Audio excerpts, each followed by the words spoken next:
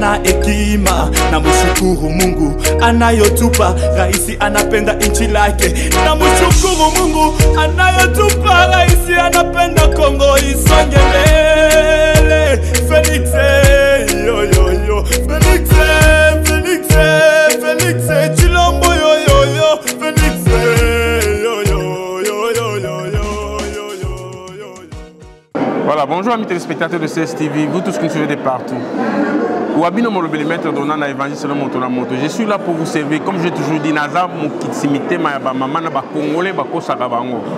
Et c'est pour cela Naza Nakati Mboka Bruxelles lelo otoye jour pour jour 3 ans après sa mort. Toye encore commémorer hein ko kanisa sous mémoire naie le peuple de la démocratie, les sphinx de l'humanité, Papa Nabiso Etienne Tshisekedi wa Mulumba. Oh lelo atikeli biso bokonzi, moi na to kamba biso et depuis que Mboka déjà ils ont un changement parce qu'il y a Bunda qui peut comme à un moment yango toye ko kanisa ye molimo na ye mais cette action de grâce. Mais dans la même occasion, on a eu la chance de retrouver les ministres des travaux publics et des infrastructures. Il y a gouvernement et la ville à Kinshasa, n'est-ce pas? Tout à fait. Alors, monsieur Thierry, s'il faut vous présenter, comment on peut vous présenter? Spectateur Nabiso Bazar Nabiso n'a remis présenté d'abord comme étant un des premiers combattants. Il y a parti. Parce que l'idéologie au Sphinx à Bandaki Ango, tant que Bandaki Ango, on a un âge à 10 ans. Je crois que j'ai un âge à 12 ans, on a déjà comprendre en haut. Dans le temps que tu regardes au mes parents, dans la prison à Makala, en 83, tant que dans Zalara déjà, dans moi compréhension, parce que dans tout raillé. Aux amours, on a politicien, peu en même temps. Nazali pas mon politicien. Ok, d'accord. Pour tout la carrière. On a politique. Ok. On a tout la pour nani bakangi a expliqué nga na langage ya bana na comprendre qui en malé mais na comprendre. Je crois que le terme démocratie, c'est quand on baliboso na vie nanga ezara parier. Ok. Koyo kango et puis a expliqué nga a limbola nga ezara parier moko. Ok. Alors, combo. C'est pas la peine de se présenter, Titenga Kabouya Thierry. Oui. Merci beaucoup. S'il faut aujourd'hui, en un mot, qui est Monsieur Etienne Tshisekedi wa Mulumba pour vous? Un très grand leader pour Nambo Kanabiso, Congo RDC. Papa Tshisekedi, Bitumba Naye, ils avaient Bitumba ya Sangisa, non seulement les Congolais, mais Robunda pe pona que Congo na mobimba nango na kimobimba nango na bomengo nango nyonso Congo endi mama na mokili mobimba batika Congo et que ko liboso. C'est un peu en ces termes-là que nous avons résumé Oyonga Yebi par rapport à eux, bien que dans le bignon sauté. Mais c'était un grand leader qui avait une grande vision. Pour preuve, vision na été c'est que Ezali Kaka pour continuer. Un grand leader Ezali ba Oyo vision na ye, il faut survivre après vie na ye. Vision na les grands leaders généralement tant bongo bazalaka, tant bandara lutte na bango ba comprendre na bango te. On va comparer par rapport à Jésus-Christ parce que Jésus-Christ a dit moi na Nzambe.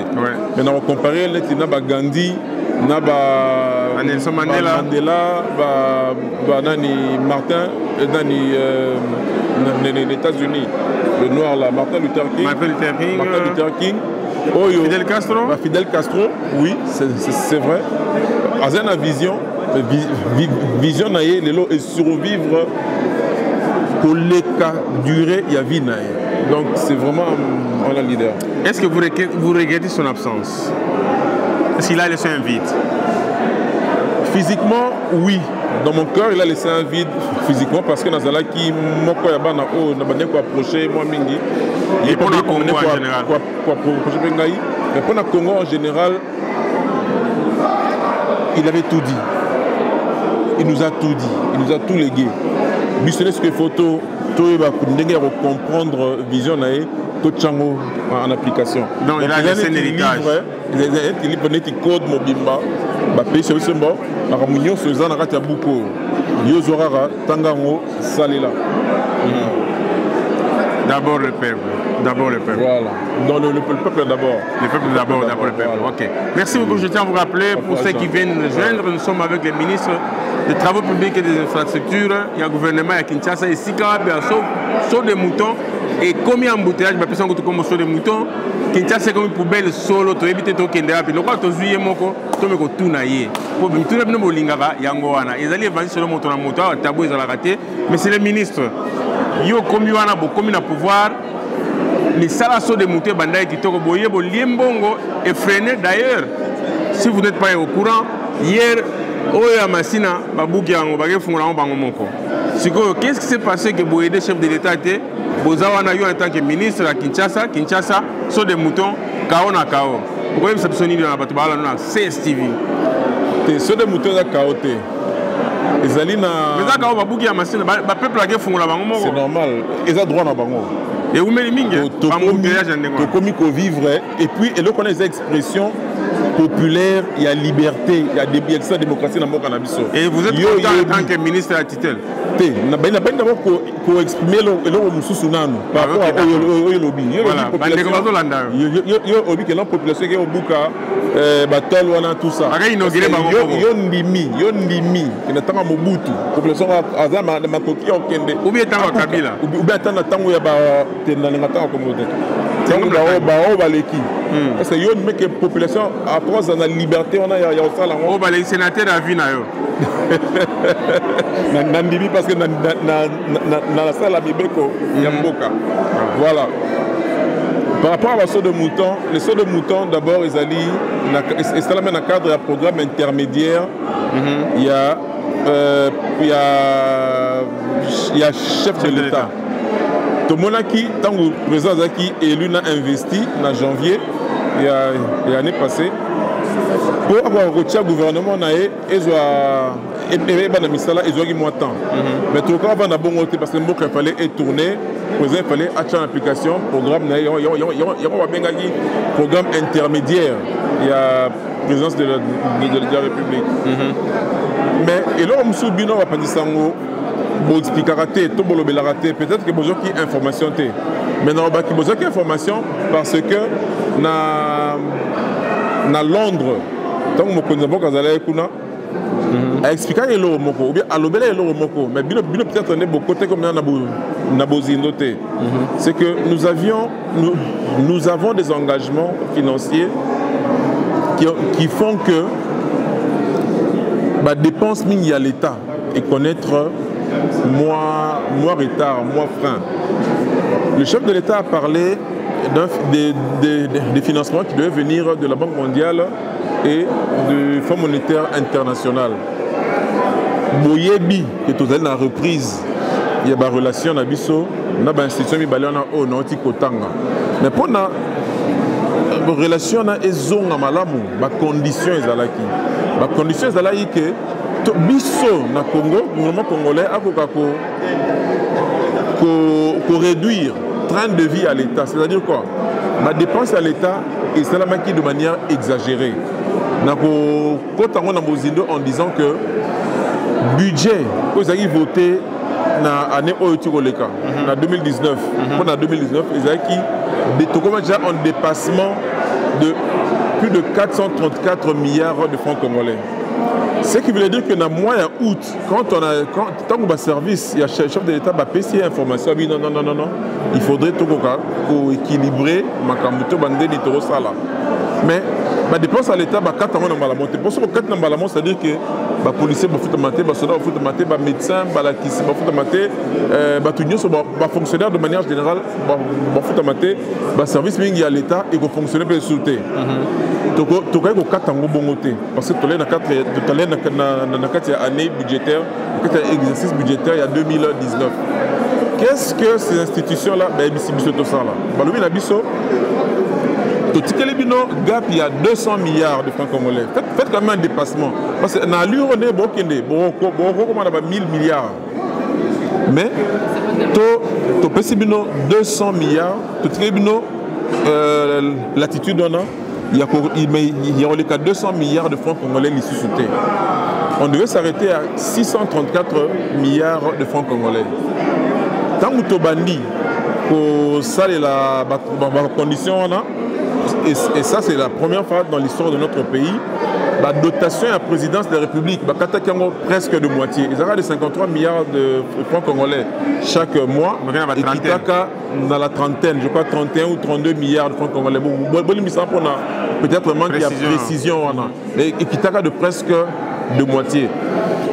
Chose que tout cas, comme on a soutenu dans je crois que le mois de novembre, on a décembre, on a janvier, Oyo.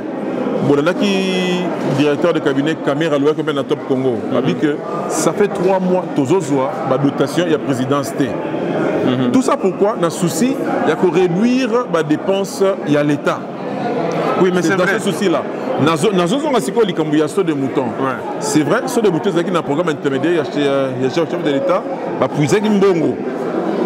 Na budget wana parce que à presque 70% ce qui a été prévu dans le programme intermédiaire chef de l'État, ils ont un projet, il y a un prédécesseur Nabiso. Président Kimbongo, Ndambu, travaux, après ça, il y a la journée Ndambu. C'est parmi les conditions pour exécuter les travaux. Après ça, Ndambu, pour réaliser, tout le monde va réaliser. Oui, il y a pompage, ça je vous dis. Après ça, et si c'est vrai, mais dans le soleil, il y a OVD, il y a des matériaux mingi, tous ceux qui ont des fournisseurs, nous avons foutu. Oui, à 24, il fallait que ici là, le 24, le 20 janvier, le 24 janvier, mais compte tenu il y a des fois il y avait financement, pour la condition où on a payé pour la raison où on a payé il y a un samike. Mais quand on compare ce qui totali au lobby Sili par rapport à maquette, disparité totale. Maquette est allée œuvre.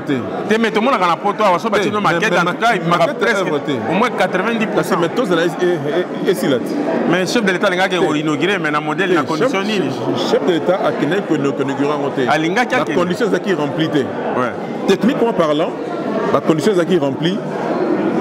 L'ouvrage, c'était le pont. Mais politiquement parlant, tant que Nzinga Nzinga, Mistale Monani qui est silité au royauté au Lobagé, non, mais monsieur le ministre, on doit défendre le gouvernement, on doit défendre le peuple.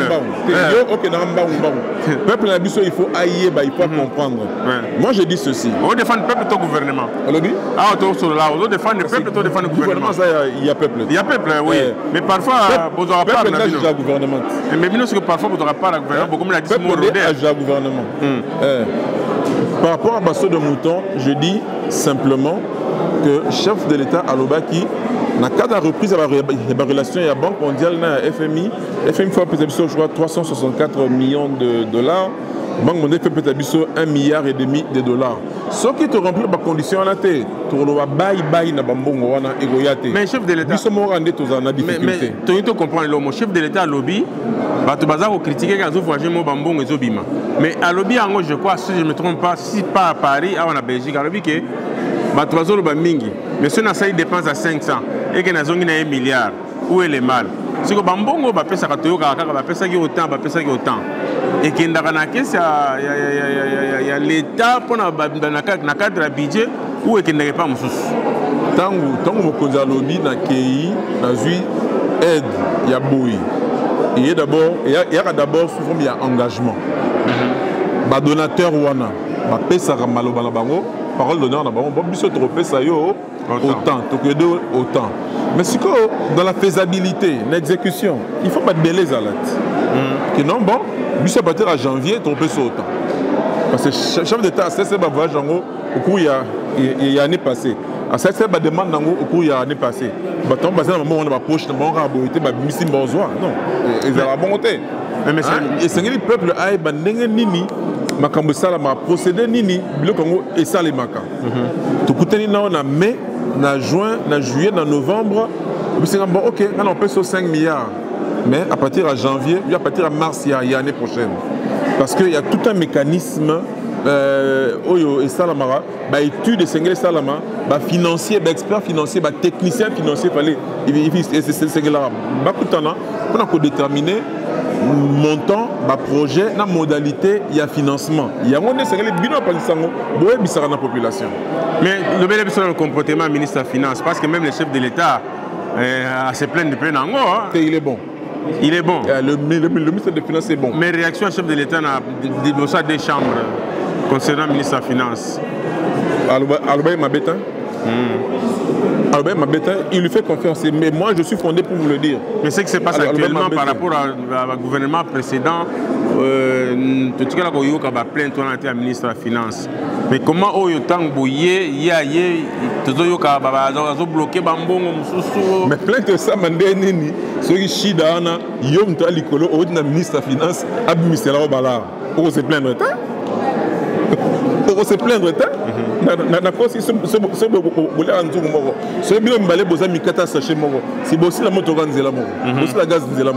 à fait. Mais alors, ministre a bien langue. Mais pendant ensuite que ça n'aille, tu as dit que Bango, travaux publics, infrastructure, travaillera gouvernorat. Gentili Ngobila, on a pu s'imboter de place à aller. Mais tout le monde a collé là, Congolais, Balobi, Kimbuta, comme ça, Kinshasa, salité solo. Tout le monde plan ya qui ne peut pas te bimi. Et ça qui ne peut soto qui ne peut pas parce que tout le monde a une démonstration par exemple moko na lingwala avenir qui goma onga na yebi malamu. Na za na image na balança qui so kotali mawamingi. Il parlait même comment on va continuer les même temps qui mbuta alaki. Malo que ministre travaux publics azali atozana ye. Mais ceux qui n'a pas na PSO bilili mo na za nango awa.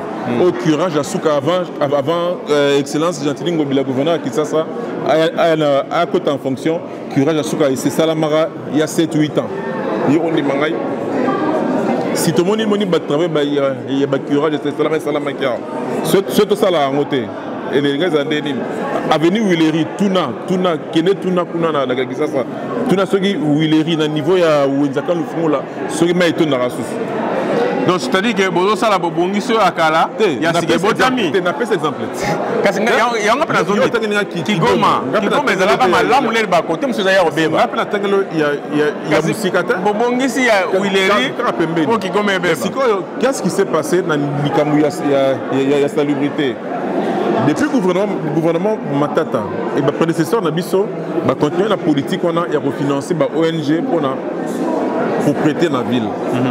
Combien même que gestion peut en bon compliqué. On a eu plus de 50 ONG, balance 20 millions de francs congolais par mois. Mais au balai na terrain tout le monde a bon balai mingité. ONG va fonctionner na Gombe. Gombe côté nini côté à Kanchachi il y a boulevard bongo suivi ezala quitté. Parce que bango ne va pas financer té. Bango est-ce que basala a suivi parce que biso à l'époque tout a raté. La prédécesseur na biso. Tout a raté. 50 plus de 50 ONG mettons un terrain. On nous a la professeur Baadi. Au coût à 2 3 ONG ndebasa musalango. Alors moi je dis ceci. Qu'est-ce qui s'est passé? Bango ba financer qui ONG ba comme ba délai ko zo ba mbongo wana pona ko sala pona ko kombola Kisasa. Mais sikoyo bana salango sous supervision ya Biseko. Mais tant mbongo wana isili ba futa masute pona ke toyo kabango. Qu'est-ce qu'ils ont fait? Je crois que Bomonaka na boulevard du 30 juin libosa ministère finance batana bakena ko manifester batana bazui ba immondice ba boki na boulevard. Donc, le gouvernement Gentili Ngobila, Kisasa, a été victime d'un sabotage de la part de Batu Oyo, c'est la biso Babosoto, Nanko, on a critiqué le gouvernement Kinshasa. Donc, ça a été une cabale montée de toutes pièces pour le faire. Je suis bien fondé de vous le dire, même si je n'ai pas eu l'autorisation de mon chef pour en parler, mais ça m'a comme Oyo, to solo la ranaye. Et ça, on a souci Oyo, yé azana mutu. Récemment, il me disait quoi? Il me disait, Thierry, au moment qui ça, attends, tu as 10 millions de kilomètres à Banzela. Tant que vous sautez dans qui ça, action à Bisso, et comment on a été, et qu'on dit maman répété. Alors, tout se focaliser ma kasi mingi na salubrité. Kinshasa, le lot, dans le baron toujours, on produit près de 10 000 tonnes d'immondices chaque jour. Environ 10 000 tonnes chaque jour. Mais est-ce que tout ça dans mes infrastructures, il y a récolte, d'abord il y a la salité. il y a triage, il y a sélection, il y a recyclage. Non. Hein? Et c'est Ngeli, Tokanisa, Totala. En organisant justement le secteur, il y a salubrité. Merci beaucoup, monsieur le ministre. Je tiens à vous rappeler que nous étions avec monsieur le ministre Chiteng Kabouya Tcheri, qui est ministre il y a travaux publics et infrastructures. Alors, pour nous reçu que ça n'a comme un politique, la question qui fâche, partout dans la diaspora, même la carte à Kinshasa, ils ont payé sa moto, Banyamuleng et Congolais.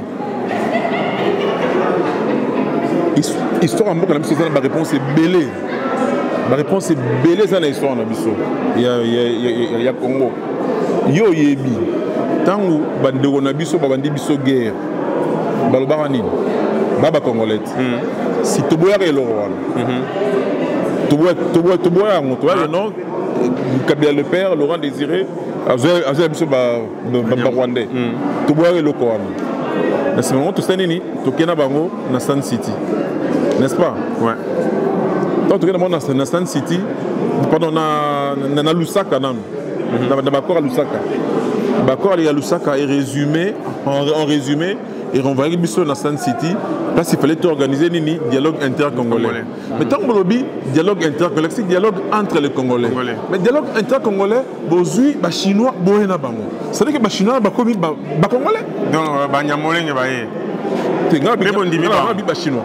À l'époque, ils avaient binoté. Si quoi j'ai dit ceci. Dans une histoire, il y a un cannabis. Et c'est un peuple mingi à côté, bazalara transhumant avant l'indépendance de Nabiso.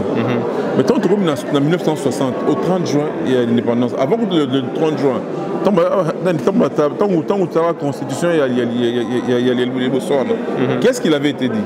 Que Moutinho a trouvé sur le sol congolais au 30 juin 1960 à Congolais. Vous pensez vraiment qu'il y a un côté où on a des Nyamuleng et Balarate et qui va bota bota est-ce que M. Messi Nyamuleng est attribué? Les loyaux,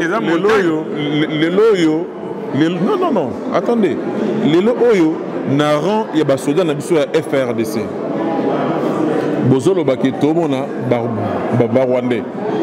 Mais tant qu'il y a un front, tant que Bazo Zoka, vous êtes vraiment sûr que ces gens-là, on dit que Zoka, dans le Kuta, guerre na biso ba Bundango, bazo risque il y a recouffa, il y a sacrifié ba vie na bango, il y a rozora ba balle en portant l'uniforme, il y a armée na biso et puis ils sont na rang, il y a armée na biso. Non, je ne pense pas. Parce que ba na posa bazo mabele ba kanela. Posa na posa ils ont mabele, mais désir il y a otika l'envie, il y a de risque était au Bundabitumba au Talioté et les caractères toujours désir il y a pour les collègues nos moko Mboula na Mboula va changer un ministère. Donc il n'y a pas d'autres personnes capables d'assumer un ministère de décentralisation. C'est sa compétence qui vous a fait la connaissance pour le cahier. Moi je suis convaincu que Ezali Nabato plus compétent que lui, ou aussi compétent que lui. Qui comprennent, qui savent c'est quoi la décentralisation. Mais tant qu'on vient de la décentralisation pour punir tout le monde. Est-ce qu'on a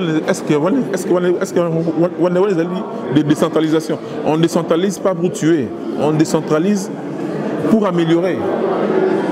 Nous avons aujourd'hui dans notre pays, je suis quand même congolais, dans ma liberté, on a dans notre pays aujourd'hui, un gouvernement et province locataire. Siège du gouvernement et province tant Otali, oui, Otali qui s'est Otali à Bango Lobité. Mais c'est l'émission de la Bangonné aussi. Oza gouvernement. Oza gouvernement. Tout le monde a un bino, tant que marchand Boutou à Katara Kivu en 3. Kivu Libossé d'Aramoko. Tout le monde a Maniema, Nord Kivu, Nord Sud Kivu. Capitale Ezalaka, je crois, à Bukavu. Mais les trois grandes villes, Goma, Bukavu, Nakin. Mais tant que Maréchal a vu décentraliser pour mettre son Kivu, on a vu, on a commencé à donner les moyens, malé, pour que Maniema, et quoi, aux provinces Mobimba, Sud qui vous pèse à la province Mobimba, Nord qui vous peut vivre.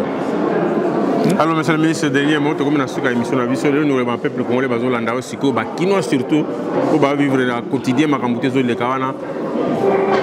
Kinois, Kosa Bangote, Bokondiamboka, Félix Antoine Tshisekedi, a Simbi Penza Bokondiamboka, Namaboro Mibali, a Télémiloa Mona Mobali, Yena Wakambako. Et donc, monsieur Naroloba, son Excellence, Gentilin Ngobila, le premier citoyen de Kinshasa, vient dans un respect. Azap Penza, na volonté. Culte de personnalité, monsieur le ministre.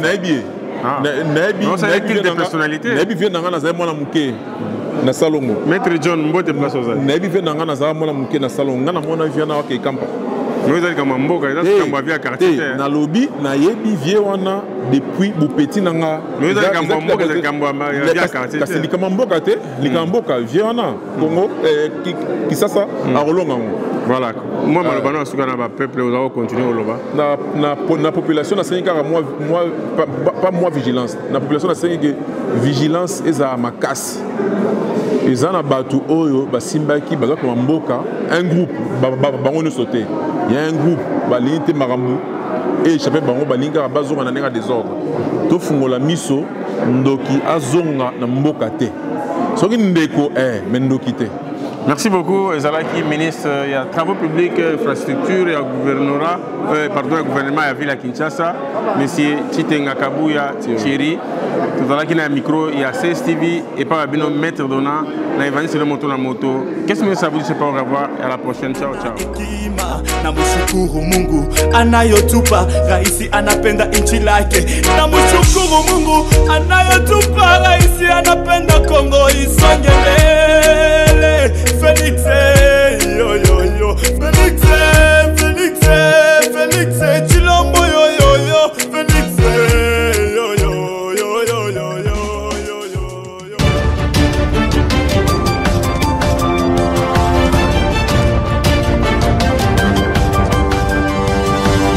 yo.